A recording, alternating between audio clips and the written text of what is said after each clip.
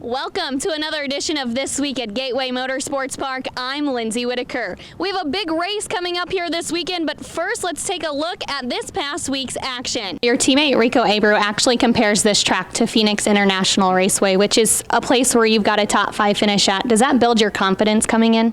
Hey race fans, here's a little bit more with driver Rico Abreu about his transition to the NASCAR Camping World Truck Series.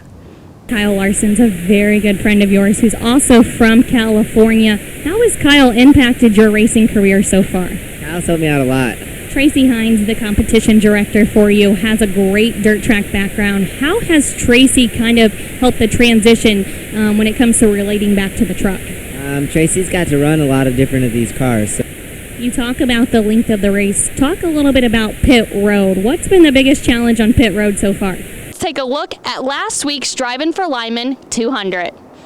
Last Saturday, the NASCAR Camping World Truck Series, USAC Silver Crown, and ARCA Midwest Series took over the Super Speedway. Ty Majeski won the ARCA Midwest Tour race. It was a really good run for us. Had to start 10th because of the invert. We set fast time tonight, and dice rolled to 3, and at 7 plus the roller dice, we had to start 10th, and just methodically made our way through the field. We had a ton of speed built into this car, and I think we were in the lead by lap 4 or 5 or something like that, and we were able to just set sail from there. Be sure to follow us on Facebook, Twitter, Instagram, and Snapchat using Gateway MSP.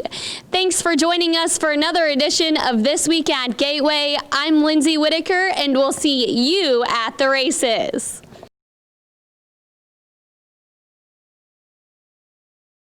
The largest karting event ever to hit the Gem City is just over a month away. The Quincy Grand Prix is set to return after a 17-year absence, and KHQA's Lynsey Whitaker spent the afternoon at a closed practice session with some of the stars of the sport. She joins us live from South Park right now.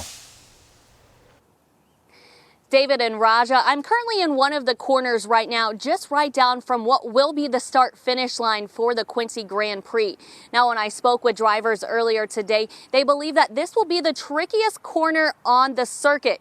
Why? It's because there's a blind spot. You can't see what's around the corner, and at speeds at 65 and 75 miles per hour, the course may not change, but you never know what could be around the corner. This is the most original track I think I've ever been on. If you heard a rumble in South Park Monday, it's because the go-karts returned to the 1.2-mile course for the first time in 17 years. This track is so unique, and it's such an amazing setting. It's just really exciting to be on track back here again after so many years. A private test session was held to prepare for the June 9th and 10th event. The track is really fun. Once I got used to it, it was very smooth, very fast. This is also the first time both the rookies and the veterans got to try out the new racing surface. The veterans have been around this track a lot, but that was with the old surface, so it's kind of going to be new for them too. And yeah, we did it today and practiced a little bit, but we're also haven't ran it 20 years ago, so it's kind of going to be interesting how that all works out. Drivers will have to set their karts up to 12 different corners and a major elevation change. Today's practice session was very helpful in getting the setup figured out.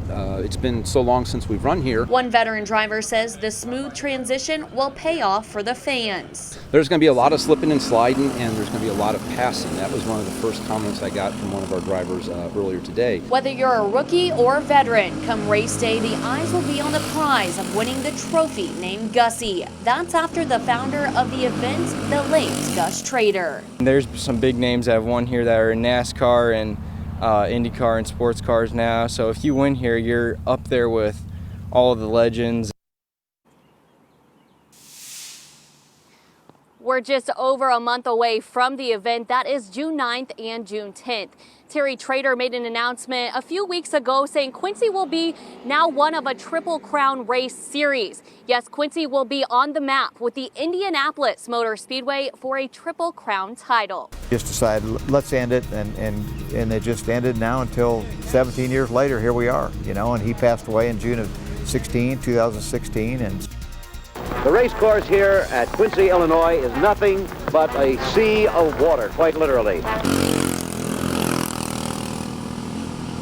Go-kart racers take over Quincy South Park this weekend, and the Quincy Grand Prix wouldn't be a gem in the Gem City without founder Gus Trader.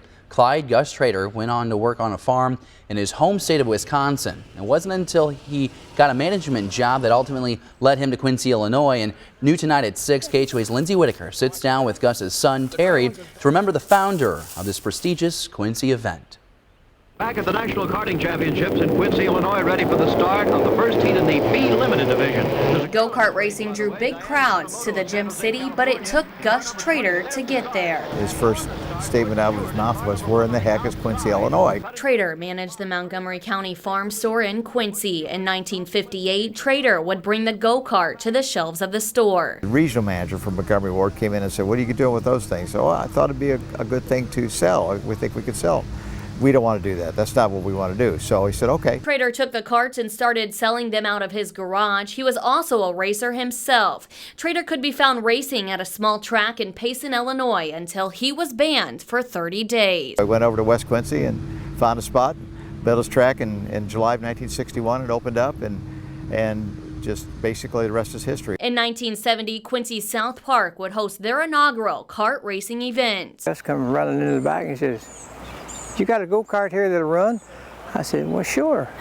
He says, "Can you load it in a truck and meet us to South Park?" And I looked at him kind of funny and I says, "Well, yeah." Trader told longtime worker and mechanic Stanley Long to take the first laps around the historic park. I crawled on the cart and well, originally we went the way the traffic goes now. And I come back in and told him, I says, "That's not going to work.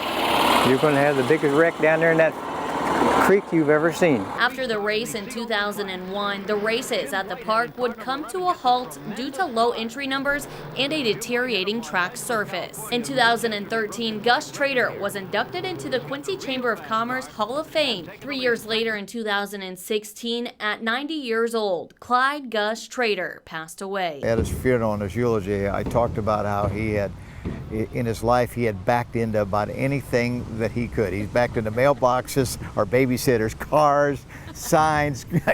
He backed into everything because he never, in his life, he never looked back. He was always looking forward. But it wasn't until his final lap that truly sent Trader home to the Lord. There was a go-kart that we got, one of our rental racing carts, and it led the procession around the park. And he took the green flag and we went around the park. We must have had 50 vehicles or something like that. And then he took the checkered and we drove into Greenmount Cemetery and you know, that's where he rests. Not only was it Trader's talent and promotions that will leave his mark on the community, it was also his drive. He was very firm and people knew when he made a decision and he made a rule, he would stick with it. And people like that. And he loved to speak on the microphone. He was very good at it. He loved to throw that green flag and the checker flags. 17 years later, Trader's son and champion, Terry, agreed to bring back the South Park kart races, now called the Quincy Grand Prix.